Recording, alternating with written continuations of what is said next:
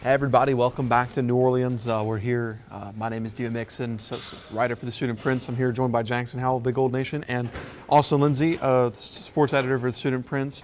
Guys, day two. Obviously, all of the listeners here really interested in hearing what Will Hall had to say. And he was on stage for about 22 minutes. Austin and I got him for about 10 additional minutes just with us. Jackson did too. And Jackson did too. So I think we have a ton to talk about. But first, I just want to have your general analysis on everything Will Hall said up there with Swayze Bozeman and Jason Brownlee. Take it away, Jackson.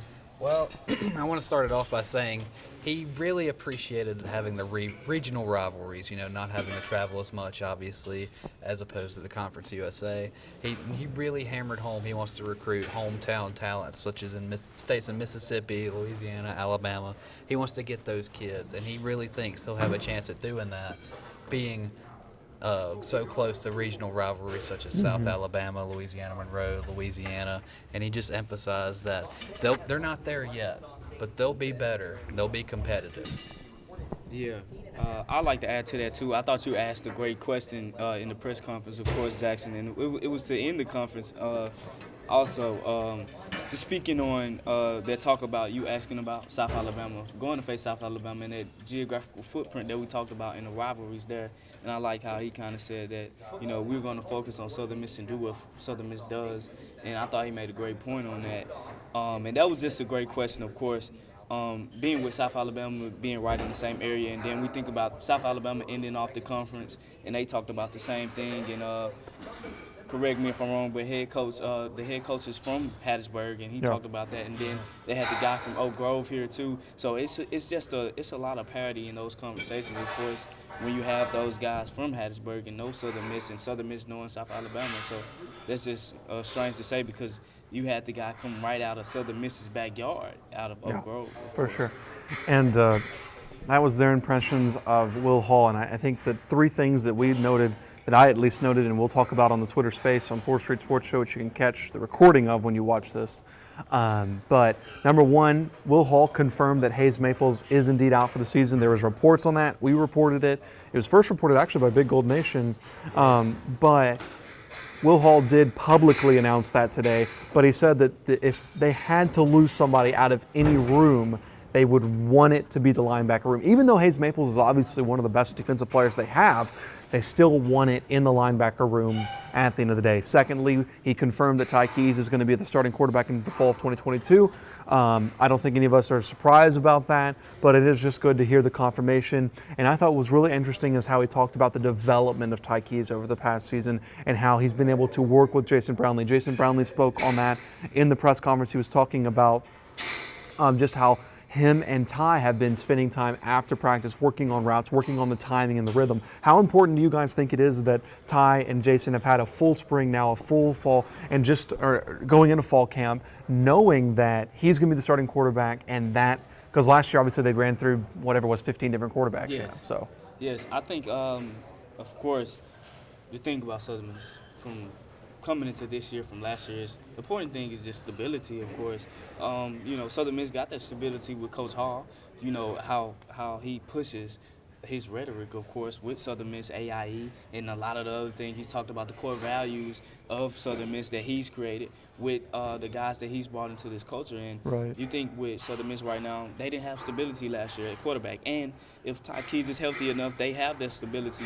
Who's a very talented quarterback, a young talented quarterback, and you have a young talented wide receiving core. So the thing about it is, for Southern Miss, is it's interesting to see what comes in the near future, of course. But for these guys to be getting that experience, Brownlee is the old guy in this program right now. You have a lot of young guys, and that's the cool thing about it. And he talked about that chemistry, of course.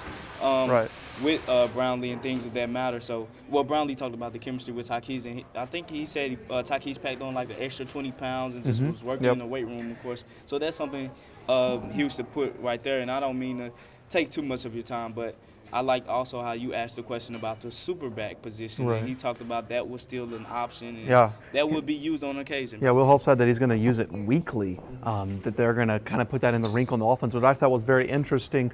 But another thing that they noted about was about the transfers that Southern Miss have gotten in over the past offseason. Obviously last year the offensive line was just terrible. But it wasn't that it was so bad it was that they didn't have any depth.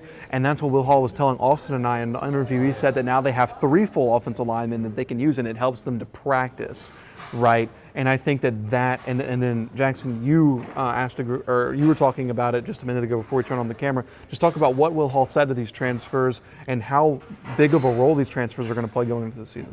Yeah, when I talked to Will Hall specifically about the offensive line, he said that the addition of Sam Gregg has helped tremendously. He called him the best offensive line coach in the country, which is high praise coming from Will Hall. Obviously, they go way back. Yeah, 14 years, matter of fact, that they were coaching in the Division II ranks that he stayed at. Wow. Absolutely. And, obviously the offensive line was not good last year, let's be blunt.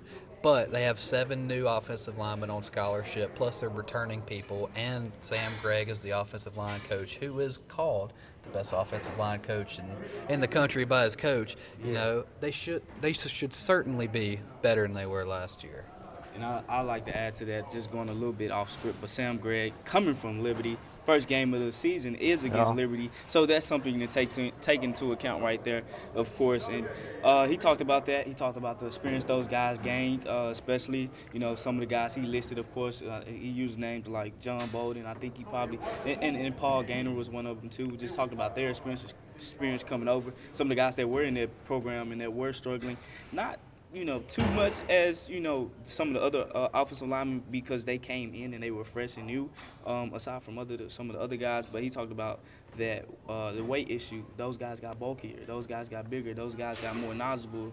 And he talked about, like you said, high praise for Sam Gregg, of course. Yeah, and I think that sums it up well. That we talked. Will Hall was just talking.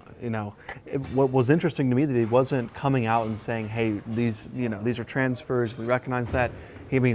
As all transfers should, he talked about how they came in January, so they had the entire offseason to work in with this team, and now they're just like teammates. Even though I asked Will Hall, like, "Hey, for Southern Miss fans, like, what are some new names that we may not know?" And he was struggling to come up with those new names because they weren't new to him, even though they were going to be new to all of us, Yeah. So I thought that was cool.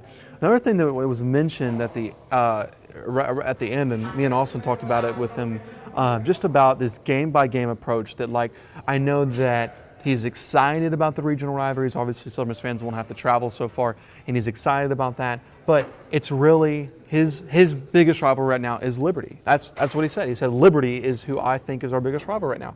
So what do you think about using that mindset? Is that going to help, hurt, whatever? What do you think? It's typical coach speak to say one game at a time, one day at a time. It's certainly nothing new, but it's not a terrible attitude to have, Would it help to look forward to something? Yes, but also, there's different ways to go about winning games. 1 week at a time, certainly not a bad thing. Liberty being the focal point, they should go for it. And it's funny that you say that he actually stated, I'm not just really trying to take the coach mindset, of course, but it's the way that we have to go, one game at a time.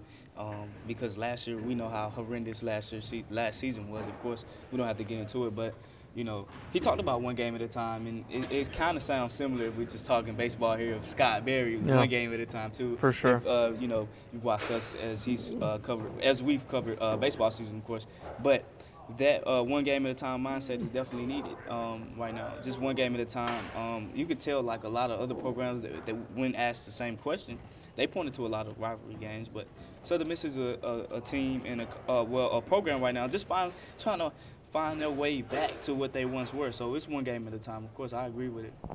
Yeah, and we're going to have a ton more on our Twitter space that we're fixing to jump on right now on 4th Street Sports Show. So if you are watching this on YouTube, make sure to go over to Twitter at 4th Street Sports Show and look for this recording because we're going to have a lot more in-depth analysis or instant analysis. So for Jackson Howell, for Austin Lindsay, I'm Dima Mixon, and this is us live. Sunbelt Media Day 2, the final day of Sunbelt Media Day, which means football is just around the corner, guys. Just about 30, 35 days until Southern Miss kicks off against Liberty from the Rock. We'll be there covering the game, but as for always, tune into the Student Prints for all the coverage from today, and we'll see you guys next time. Thanks so much for watching.